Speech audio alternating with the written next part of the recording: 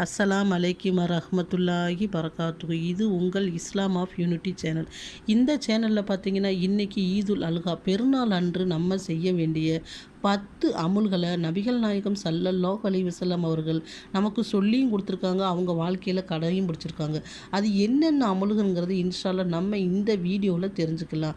நீங்கள் வீடியோவை முழுசாக பாருங்கள். அப்போ தான் நான் சொல்ல வர்ற விஷயம் உங்களுக்கு புரியும். நீங்கள் இடையிலே போயிட்டு ஏதாவது ஒரு அமுலை இழக்கக்கூடியவங்களாம் இன்ஷால்லா இருப்பீங்க. அதாவது கேட்டிங்கன்னா அல்லாஹ்வோட தூதர் நபிகள் நாயகம் ஸல்லல்லாஹு அலைஹி வஸல்லம் அவர்கள் அதாவது பெருநாள் அன்னைக்கு என்னென்ன விஷயங்களை செஞ்சாங்க அப்படிங்கிறத நம்ம தெரிஞ்சுக்கலாம். முதலாவதாக கேட்டிங்கன்னா ஈதுல் அல்ஹா பெருநாள் அன்னைக்கு பார்த்தீங்கன்னா பருவம் அடைந்த ஆண் பெண் அனைவரும் என்ன செய்யணும், கண்டிப்பாக தலைக்கு குளிக்கணும்.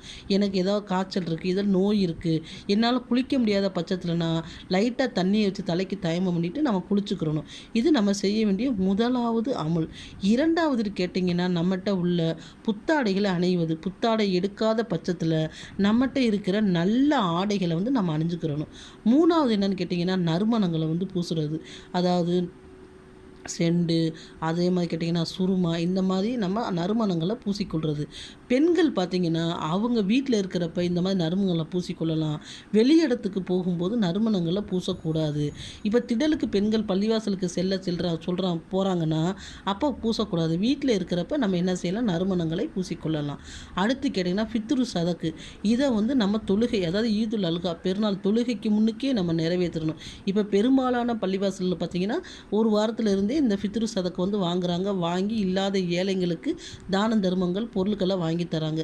அப்படி நம்ம இந்த இதை நிறைவேற்றணும். இதை நம்ம எதுக்கு கொடுக்குறோன்னு கேட்டிங்கன்னா இதுக்கு என்ன அர்த்தம்னு கேட்டிங்கன்னா நம்ம நோம்பில் செய்கிற சிறு சிறு பாவங்களை இந்த ஃபித்ரு சதக்கா நமக்கு மன்னிக்கக்கூடியதாக இருக்குது. ஏழைகள் நோன்பு நல்லபடியாக கொண்டாடுறதுக்கு இந்த பணம் உதவியாக இருக்குது. அடுத்து கேட்டிங்கன்னா பள்ளிவாசலுக்கு திடலுக்கு செல்வது. அல்லாஹ்வோட தூதர் கேட்டிங்கன்னா அந்த பெருநாள் தொழுகைக்கு 2 பெருநாள் தொழுகைக்கு திடலில் தான் தொழுதுருக்காங்க. இப்போ என்னன்னு கேட்டிங்கன்னா பள்ளிவாசல்லே தொழுகை வைக்கிறாங்க. ஆனால் திடல்லையும் தொழுகை நடக்குது. அதனால் நம்ம திடல் பள்ளிவாசலுக்கு அங்கு சென்று அதில் கலந்துக்கலாம்.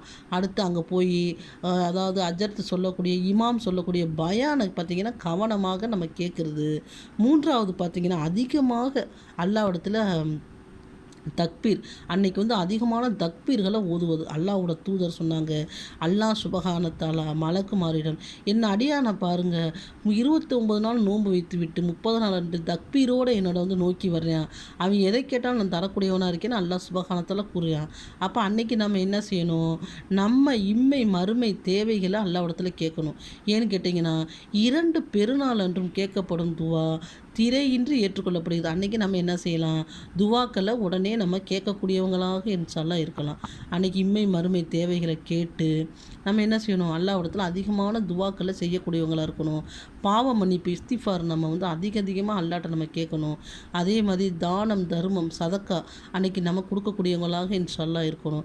இந்த 10 அமல்களை நம்ம செய்யக்கூடியவங்களாக இருக்கணும். இப்போ பெண்கள் இருக்காங்க, அவங்களுக்கு அன்றைக்கி பெருநாளில் தொழுகை கிடைக்கல அப்படிங்கிற பட்சத்தில் அவங்களும் குளித்து நல்ல ஆடைகளை அணிந்து பள்ளியாசலோ இல்லை திடலுக்கோ சென்று ஓரத்தில் அமர்ந்து அவர்கள் அதிகமாக துவா செய்யலாம், அதிகமாக தக்பீர் ஓதலாம், அதிகமாக திக்ருகளை அதாவது துவாக்கள் கேட்டுக்கிட்டே இருக்கலாம் அல்லாட்ட.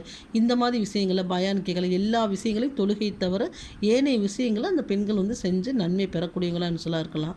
அல்லாஹ் சுபஹான தஆலா இந்த ஈதுல் அல்ஹா அன்று அடையக்கூடிய பாயத்தை இன்ஷா அல்லாஹ் நம்ம அனைவருக்கும் தந்தருள்வானாக. ஈதுல்